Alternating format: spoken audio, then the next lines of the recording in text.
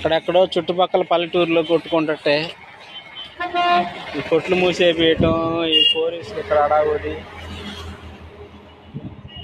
వాడు వాళ్ళ పార్టీలు గొడవలేదు. మా వ్యాపారాలు ఏమైపోవాలి, కాయలు ఏమైపోవాలి, ఈ పండిపోయిన ఈ కాయలు ఏమైపోవాలి, కొబ్బరి బొండాలు ఏమైపోవాలి, అవి చక్కెర కేడీలు ఇవన్నీ పండి ఆగం అయిపోతున్నాయి.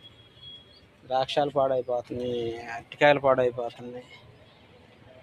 చూడు కాయలు ఎన్ని పాడవుతున్నాయి చక్కెర కేడీలు. వాళ్ళు కొట్టుకోవటం ఏంది, ఈ బంధులు ఏంది, ఈ పోలీసు వాళ్ళు కొట్టుకున్న వాళ్ళని వదిలిపెట్టి మా షాపులు అమ్మడబడ్డారు ఏంది. షాపులు మూసేయండి. వీళ్ళు కొట్టుకునే వాళ్ళ దగ్గర పోతారో లేదో కానీ మా షాపులు అమ్మడం మాత్రం తిరుగుతూనే ఉన్నారు. ఈ కాయలన్నీ ఏం చేయాలి? 5-6 రోజులు బంద్ అంట. ఇవన్నీ పండిపోతే ఎవరు భరాయించాలి నష్టం? 50,000 రూపాయలు నష్టం.